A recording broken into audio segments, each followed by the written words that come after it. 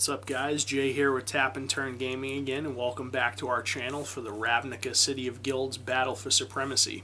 Now, this video we'll be taking a look at another one of the guild decks for our guild battles.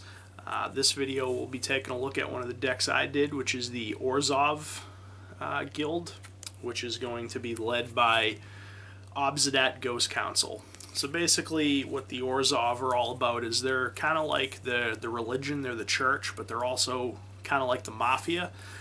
They'll help you out, they'll give you money to pay your bills, get a house, do whatever you want to do, but you're going to owe them, and you're going to owe them for the rest of your life, and they will bleed you dry while just constantly, gaining power for themselves. So that's kind of what the theme of the Orzhov deck is to slowly but surely bleed your opponent dry while boosting your own life total in some form or fashion.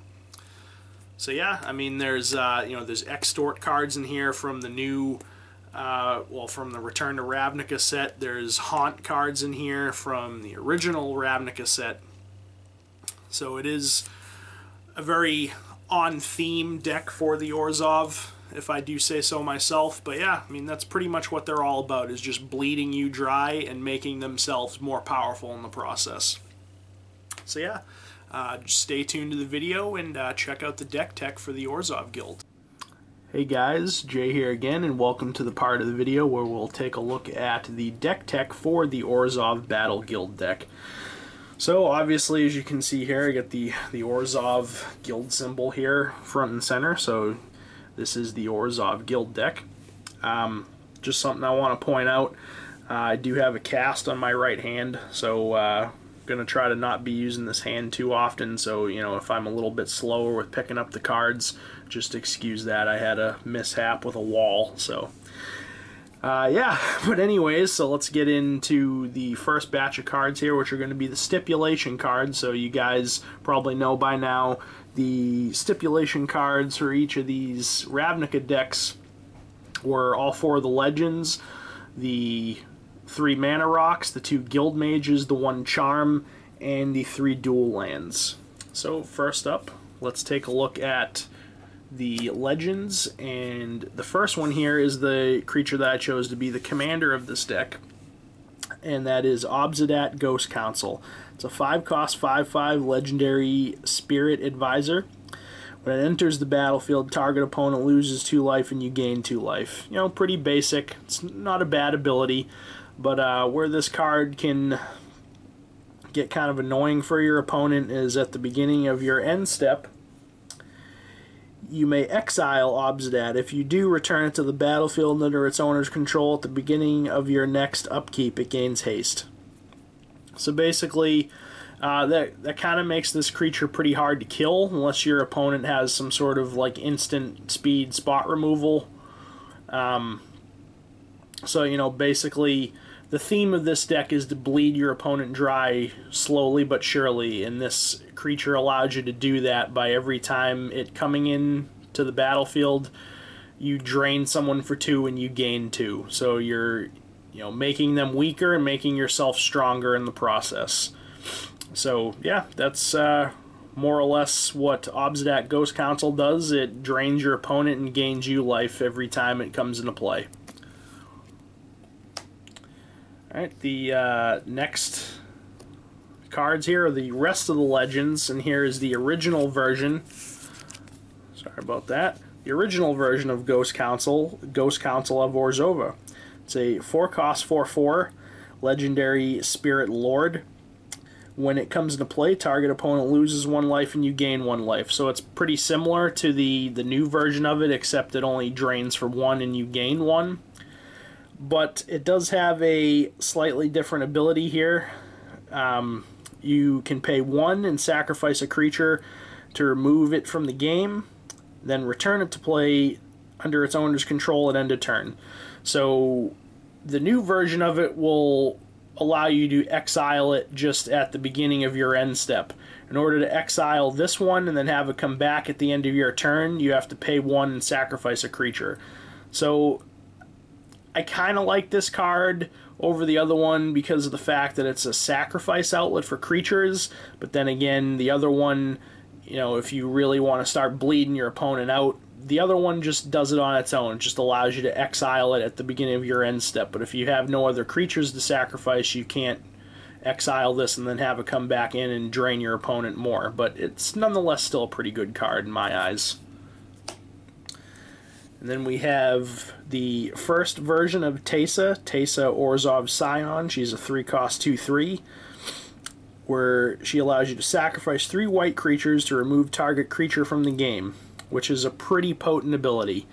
And then she also has, whenever another black creature you control is put into a graveyard from play, put a 1/1 white spirit creature token with flying into play. So she'll generate you tokens, and those tokens can be used to exile creatures, or you can, you know, just you can sacrifice just actual creatures that you already have on the board, non-token creatures, to this as well, to exile stuff as well. So not only does she generate you tokens that can be potential blockers, but you can also use them to exile other creatures. So she's really, really good. And then we have the newer version of Teysa, Teysa Envoy of Ghosts. She's a 7-cost 4/4 with vigilance and protection from creatures. And if you ask me, she looks a lot sexier in this art than she does in the other art.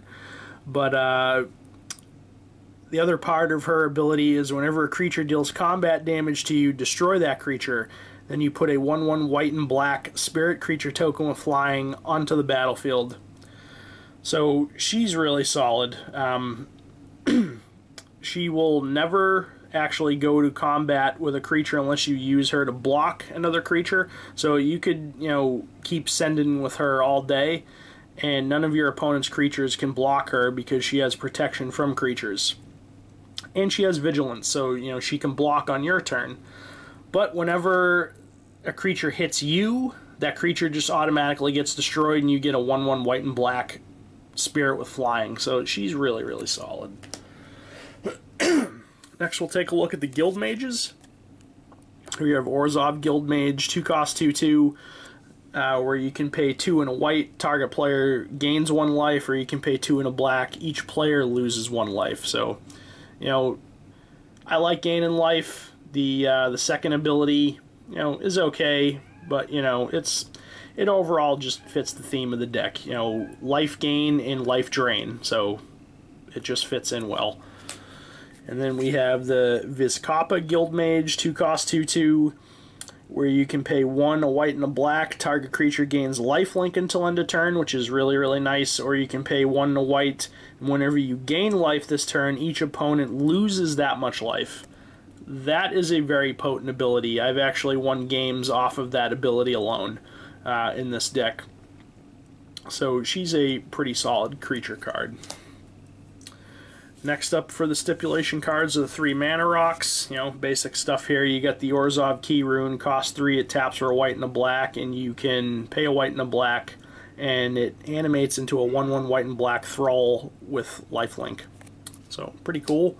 Then we got the Orzhov Signet. You know, everybody knows what the Signets do. 2-cost artifact, pay 1 and tap it and get a white and a black. And the Orzhov Cluestone, tap it for a white or a black, or pay a white and a black and tap it and sack it to draw a card. Then we have the Charm for the Orzhov Charm, 2-cost instant. You get to choose one of the following. Return target creature you control and all auras you control attached to it to their owner's hands, or destroy target creature and you lose life equal to its toughness, or return target creature card with a converted mana cost 1 or less from your graveyard to the battlefield. That last mode, I don't think I actually have any creatures that I can hit with that.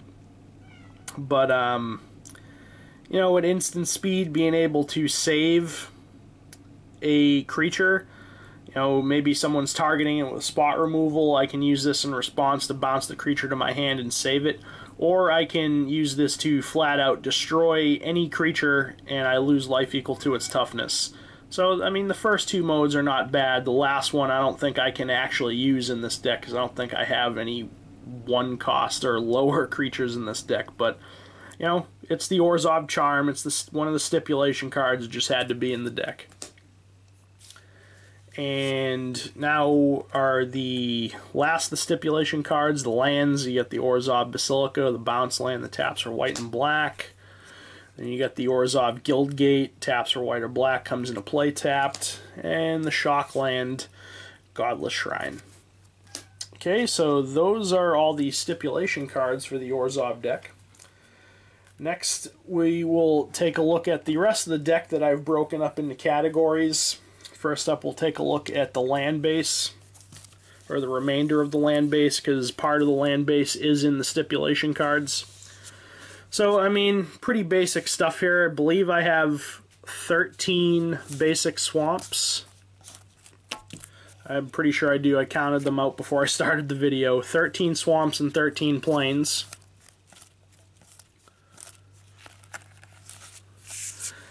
And then, you know, pretty basic there. Basic lands are pretty basic. Then we get some more dual lands I have in the deck. We get Fetid Heath that taps for 1, or you can pay a white and a black, and tap it to get 2 white, a white and a black, or 2 black. So pretty solid dual land there. Then we get Tainted Field. You can tap it for 1, or you can tap it for a white or a black, but you can only activate that if you control a swamp. So I mean, that's pretty easy stipulation to meet. And then you got Isolated Chapel, comes into play tapped unless you control a plains or a swamp, so it's one of the check lands. So those are my dual lands. Next up are my tech lands, as I like to call them. Here we have Crypt Ghast, comes into play tapped. You can tap it for a black, or you can pay 2 and tap it to get black to your mana pool for each black creature card in your graveyard. So this can potentially get me lots of black mana. Then we got Orzhova, the Church of Deals. You can tap it for 1, or you can pay 3, a white and a black, and tap it. Target player loses 1 life and you gain 1 life. It's a pretty hefty mana cost just to drain somebody for 1, but I just felt like this card had to be in the deck because it's Orzhova. It's the base of operations of the Orzhov Guild, so I threw it in the deck. Then you got Bojuka Bog. If you're playing black, you should be playing this land. Comes into play tapped. When it comes in, you exile all cards from somebody's graveyard, so pretty substantial graveyard hate there. Then we got Vault of the Archangel, amazing land. You can tap it for 1, or you can pay 2, a white and a black, and tap it to give creatures you control Death Touch and Lifelink until end of turn, so that's really, really good. And lastly, we have Spawning Pool, comes into play tapped. You can tap it for a black, or you can pay 1 and a black, and it becomes a 1/1 black skeleton with regenerate it for 1 black. So, you know, if you need to get in that, 1 point of damage, if you have no creatures on the board, you can animate this land and, make it basically a Drudge Skeletons. Alright, so that is the remainder of the land base for this deck. Next up, we will take a look at my enchantments. So, first up we have Cradle of Vitality. It's a 4-cost white enchantment. Whenever you gain life, you may pay 1 and a white. If you do, put a +1/+1 counter on target creature for each 1 life you gained. So, again, the Orzhov deck is all about draining your opponents dry and gaining you life in the process. So this is a very good card. It will make some of your creatures that are on the board bigger for each point of life that you gain, whether it be through Extort or, other cards that are in the deck that just flat out gain you life. This is a really good card. This can, make some of your creatures monstrous very, very quickly and very, very easily. Next up we have Polluted Bonds. It's a 5-cost black enchantment. Whenever a land comes into play under an opponent's control, that player loses 2 life and you gain 2 life. So this fit very well into the theme of Orzhov. Whenever one of your opponents hits a land drop, this drains them for 2 and you gain 2. Here we have Exquisite Blood, 5-cost black enchantment. Whenever an opponent loses life, you gain that much life. So, this is a really, really good card for this deck. You know, so if you hit someone with, I don't know, an exsanguinate, or if you hit each opponent with exsanguinate, you know, let's say for 5 and you have 2 opponents, each of them lost 5, you're gonna gain 10 off of this. So, you know, and then if you have Cradle of Vitality down, you can pay a 1 and a white and put 10 +1/+1 counters on, you know, on a creature, or put it on 2 creatures, because I believe you could stack the triggers of each opponent losing life. So pretty bananas card in this deck. Here we have Underworld Dreams, 3-cost black enchantment. Whenever an opponent draws a card, it deals 1 damage to them. So, you know, pretty basic, but it does the job. Here we have Grave Pact. Grave Pact is Grave Pact. Everybody knows what this does. Every time I lose a guy, every opponent loses a guy. Here we have Debtor's Knell. It's a 7-cost enchantment with white and black hybrid mana symbols. At the beginning of your upkeep, put target creature card from a graveyard into play under your control. So really, really solid enchantment. Free res on your upkeep every turn from any graveyard is always nice. Here we have one of the Extort cards. Blind Obedience, 2-cost white enchantment with Extort. Basically what Extort is whenever you cast a spell, you may pay a white or a black. If you do, each opponent loses 1 life and you gain that much life. So, you know, that's the whole theme of the Orzhov, bleeding people dry and making themselves more powerful. But this also makes it so that artifacts and creatures your opponents control enter the battlefield tapped. So not only can this, you know, drain your opponents and gain you life, it makes all their stuff, well, I'm sorry, not all their stuff, artifacts and creatures come into play tapped, so it slows your opponents down. Here we have Bloodchief Ascension. It's a 1-cost black enchantment. At the beginning of each end step, if an opponent lost 2 or more life this turn, you may put a quest counter on Bloodchief Ascension. Then whenever a card is put into an opponent's graveyard from anywhere, if Bloodchief Ascension has 3 or more quest counters on it, you may have that player lose 2 life. If you do, you gain 2 life. This card is bananas. So it's very easy to make somebody lose 2 life in a commander game. You know, and you don't necessarily have to be the person that's causing the other player to lose life. It's just whenever an opponent loses 2 or more life, this gets a quest counter at the beginning of each end step. Not just yours, each end step. And with this deck, there's a lot of life drain and life gain. So it's very easy to get this to 3 quest counters. And then once this is primed, if your opponents don't answer this, it's going to start bleeding them really, really quickly. This is a huge threat once it's primed, especially in a multiplayer game. So this card is extremely good in this deck. We have Aura of Silence, 3-cost white enchantment, artifact, and enchantment spells your opponents play cost 2 more to play. So it, you know, basically will slow your opponents down with how fast they can play artifacts and enchantments.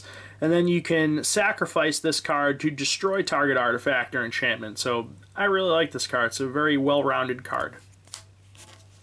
Makes your opponent's stuff come into play slower, and you can sack it to destroy something that they do play, if it's an artifact or enchantment.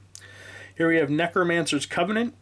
It's a 6-cost enchantment that's white and black. When it comes into play, remove all creature cards in target player's graveyard from the game. So this is a graveyard hate card, so those are always welcome in Commander. And then you put a 2/2 black zombie creature token into play for each card removed this way.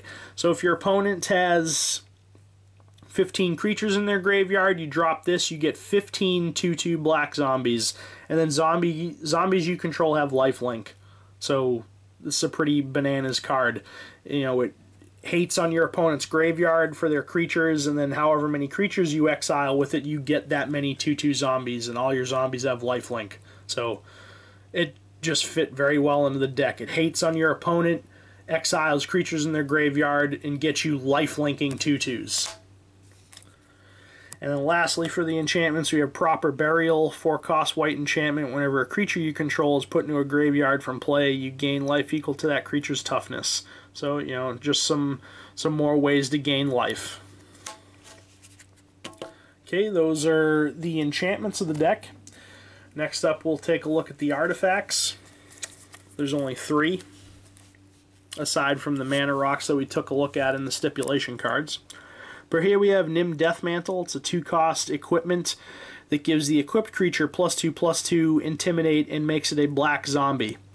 But I usually will never actually equip this to a creature by paying the equip cost, which is 4. I'll usually just let it sit there, because this also has another ability where whenever a non-token creature is put into your graveyard from the battlefield, you may pay 4. If you do, return that card to the battlefield and attach Nim Deathmantle to it. So I'll usually just, cast this for 2, let it sit there. If one of my creatures goes to the graveyard that I want to save, if I have the 4 mana available, I'll tap it, bring that creature right back into play, and this becomes immediately attached to it. So I think this is a very underrated card. I play this card in a lot of my decks. I think it's just really, really solid creature recursion. Then we have Norn's Annex. It's a 5-cost artifact with Phyrexian white mana. So basically, the Phyrexian mana means you can either pay it for whatever color it is. This happens to be white, so you can pay 1 white or pay 2 life to cast it. And this makes it so that creatures can't attack you or a planeswalker you control unless their controller pays 1 Phyrexian white mana for each of those creatures. So if your opponent's not playing white, they have to pay 2 life in order to attack you with each individual creature. So this is a really, really good card, I feel. So not only will this allow you to not be attacked, unless your opponent is willing to pay 1 white for each creature, if they are in fact playing white in their deck. If they're not, they have to drain themselves in order to attack you. So this card just fit very well into the theme of Orzhov. If you're playing white, it's basically like you're paying taxes in order to attack me. You either pay 1 white or drain yourself for 2 in order to send a creature at me. And then lastly, we have Quietus Spike. It's a 3-cost artifact equipment. Equipped creature has Death Touch, which is nice, but what this card really shines at is whenever the equipped creature deals combat damage to a player, that player loses half or his or her life rounded up. This is a very, very dirty card, so if I attach this to a creature that I know is going to hit, it's going to hurt a lot for my opponent, because they're going to lose half their life rounded up. Okay, so those are the artifacts. Next up, we will take a look at my spells, which I believe are all sorceries. I think the only instant in the deck was the Orzhov Charm. But here we have Diabolic Tutor. It's, Diabolic Tutor. Everybody knows what this does. It costs 4. It lets you fetch up a card from your deck and put it in your hand. And I'm actually going to just go and find the other tutor that I have, just so I look at them back to back. Oop, sorry about that. I do only have 1 good hand at the moment. Here's Beseech the Queen, another tutor spell. You can cast it for 3 black, or, it's got the hybrid mana, so you can either do 2 colorless or a black. At the most, this will cost you 6 colorless to cast. But it's basically a tutor spell that allows you to fetch up a card from your deck with converted mana cost less than or equal to the number of lands you have out. So, it does what it does. Next we have Obsidat's Aid, 5-cost sorcery that's white and black. Return target permanent card from your graveyard to the battlefield. So, not just creatures, permanent card. Lands, artifacts, enchantments, planeswalkers, creatures, anything. Any card that's in your graveyard, this will res it. So, I just felt like it had to be in the deck because you're calling for the aid of the commander of your deck. And it's not a bad card by any means.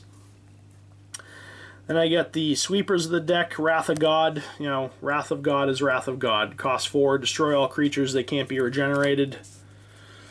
And then we also have Damnation, same exact thing, but it's black. 4 cost, destroy all creatures that can't be regenerated.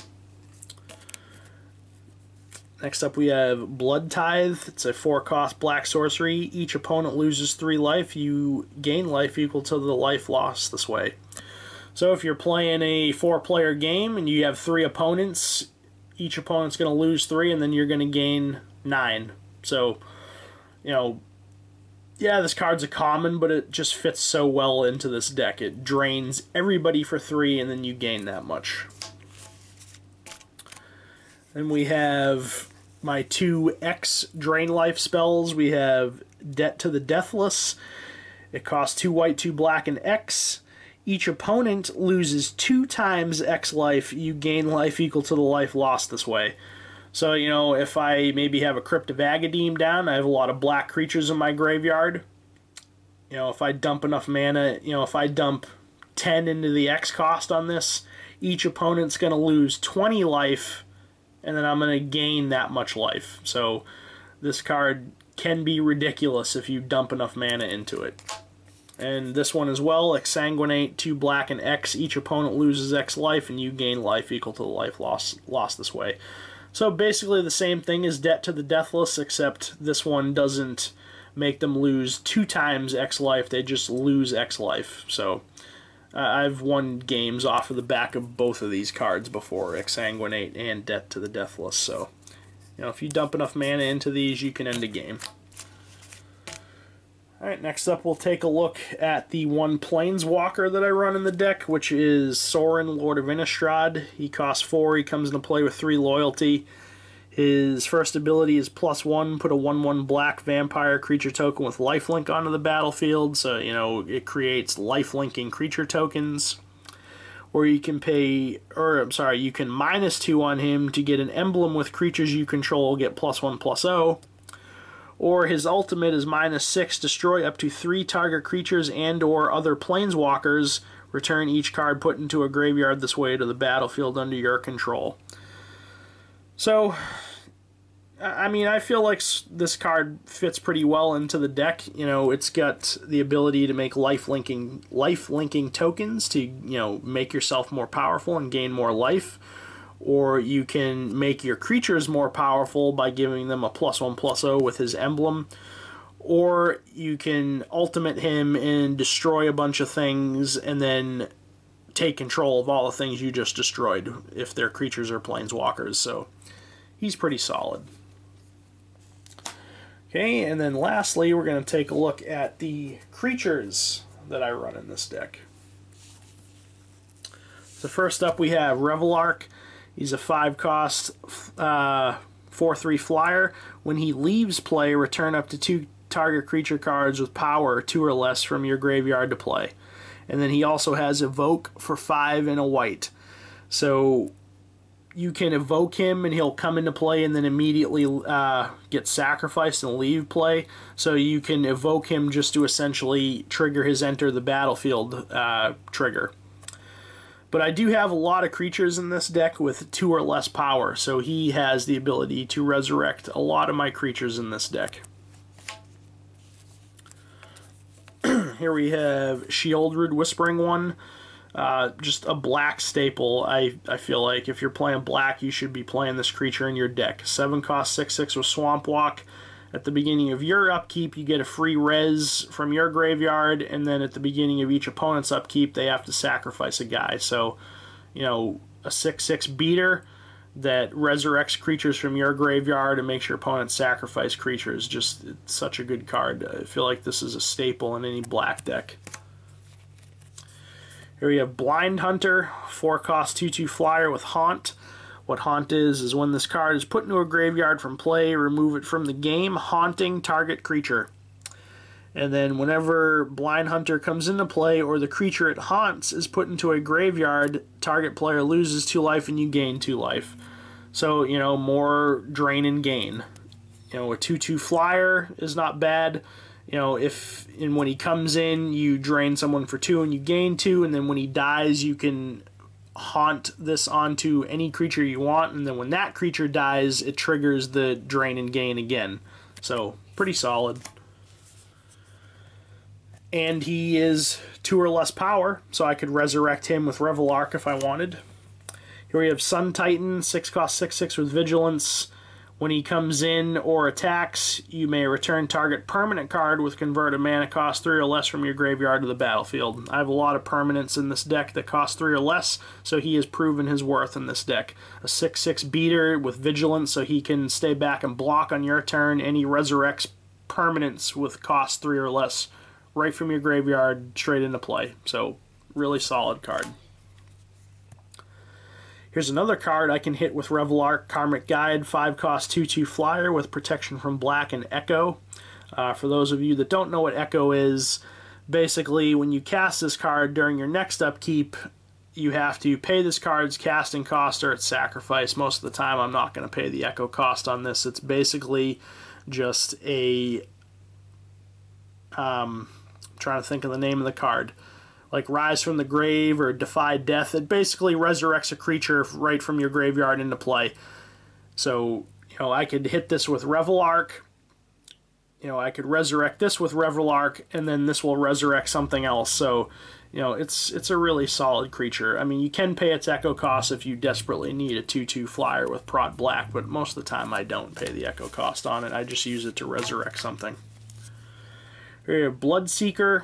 2 cost 1/1. Whenever a creature enters the battlefield under an opponent's control, you may have that player lose 1 life. So, just more on theme of bleeding your opponent dry for doing things. Whenever they have a creature come in, they lose a life. Here you have Massacre Wurm, 6 cost 6/5. When he enters the battlefield, creatures your opponent's control get -2/-2 until end of turn. And then whenever a creature an opponent controls dies, that player loses 2 life. So, more on theme, draining your opponents dry whenever one of their creatures dies. Here we have Ashen Rider, 8 cost 5/5 flyer. When he enters the battlefield or dies, exile target permanent. I love this card. It does cost a lot of mana at 8. But it will exile 2 things. One when it comes in, and then 1 when it dies. And he's a 5/5 flying beater, so he's just really good. Then we have Angel of Despair.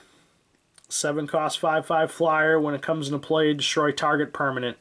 If you're playing white and black in a deck, I feel like you should be playing this card because it just flat out destroys permanents. It's basically a Vindicate on a 5/5 flying body, so it's really good. Then we have Deathbringer Liege, 5 cost 3/4.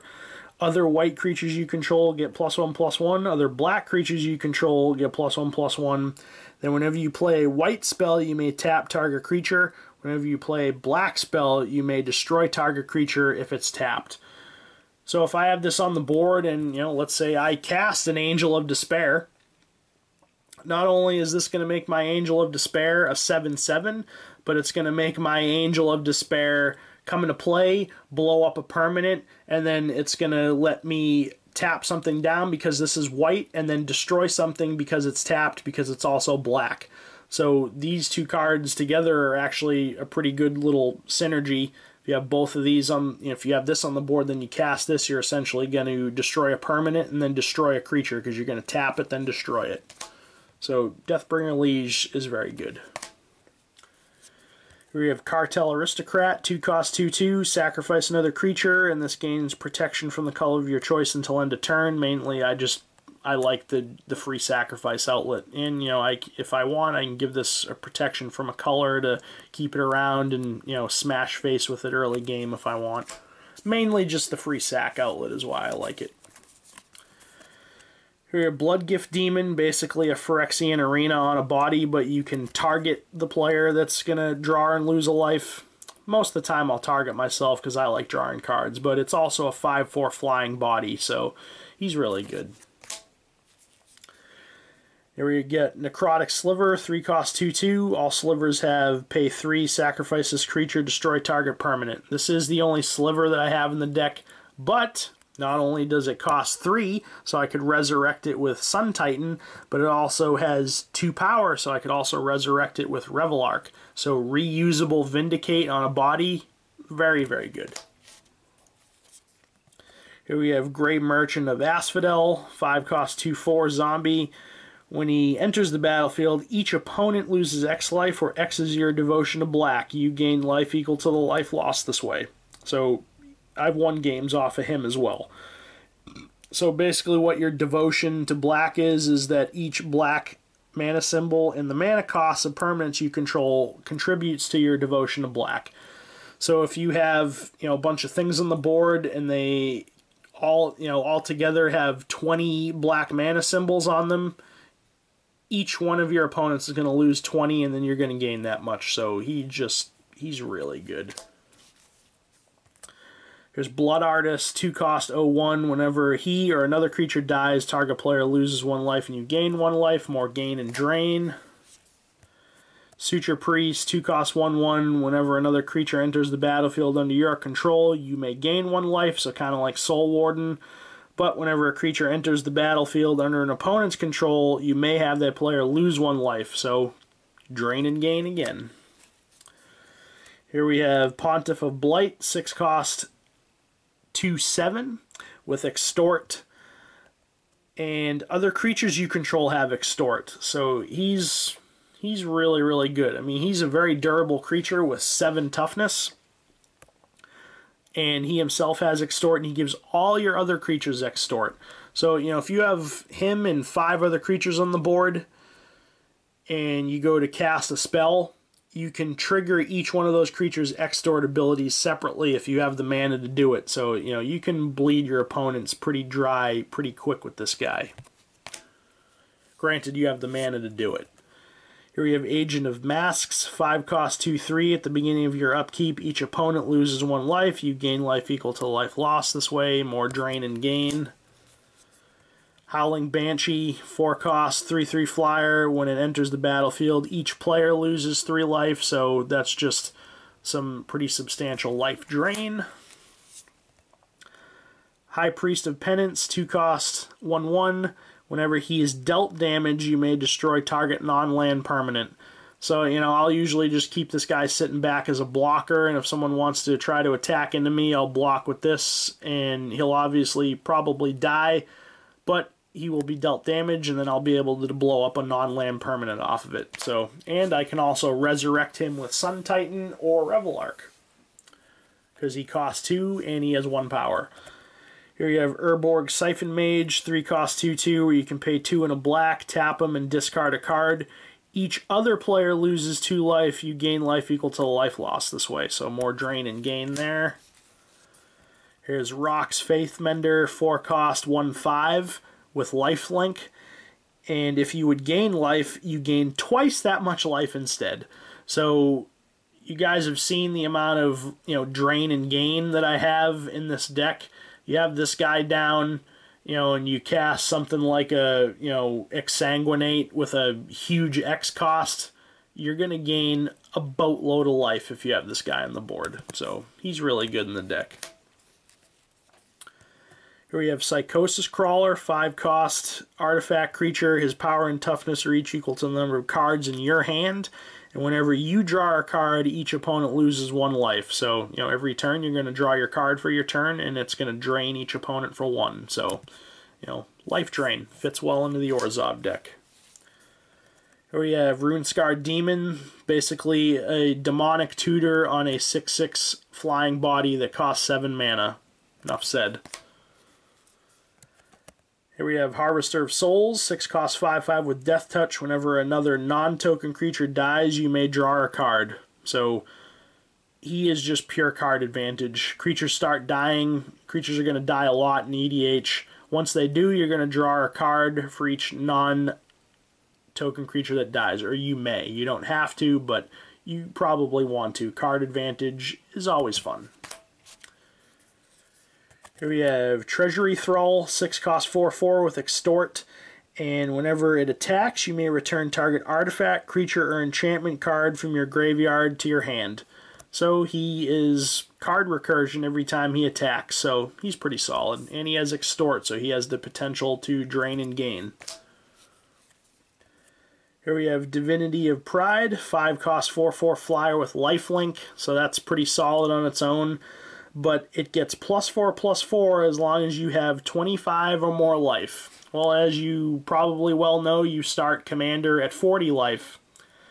So more often than not, when you drop this, it's going to be an 8/8 flyer with lifelink. So that's really, really solid. And the amount of life gain that I have in this deck, it's pretty easy to be at 25 or more life. Here we have Guiltfeeder, 5-cost 04. Whenever it and it can't be blocked except by artifact creatures and or black creatures. That's just old wording for the ability Fear. So essentially this has Fear. And whenever it attacks and isn't blocked, defending player loses 1 life for each card in his or her graveyard. This can be a game ender. If your opponent has, a ton of cards in their graveyard, and you attack with this and it doesn't get blocked and it has Fear, so it's got some evasion to actually get through. If this hits your opponent, they're going to lose a lot of life if they have a lot of cards in their graveyard. So, it just fit very well into this deck. Then we have Spelltithe Enforcer, 5-cost 3/3. Whenever an opponent plays a spell, that player sacrifices a permanent unless he or she pays 1. So it has the potential to punish your opponent if they don't have the extra 1 mana to pay for whatever spell they're casting. Or, more often than not, your opponents will probably be smart enough to not, drop a 5-cost card if you have this on the board if they only have 5 mana. Because that permanent's just going to get sacrificed. Well, actually, it doesn't have to be that permanent, but they're going to have to sacrifice a permanent. So essentially what this will do is it will basically make your opponent's stuff cost 1 more. So he's pretty good. And lastly, we have Crypt Ghast, 4-cost 2/2 with Extort. And whenever you tap a swamp for mana, you get another black mana to your mana pool. So essentially doubles the mana you get out of swamp. So he's pretty good. Alright, so that is all of the deck for the Orzhov deck for our guild battles for Supremacy. I hope you guys enjoyed the video. If you did, throw out a like, a comment, and a subscribe, or all 3. We really do appreciate it. And also, we really do like to hear your guys' comments, especially. We really do. We just like to hear your comments, your suggestions. So please, by all means, leave us a comment in the comment section below the video. And stick around for more of the guild deck techs. Once we do all 10 of the guilds, then we will start doing the EDH gameplay guild battles to find out who is the ultimate guild champion of Ravnica. But yeah, this has been Jay with Tap and Turn Gaming. Again, I hope you guys enjoyed the video, and we'll catch you later in a future video.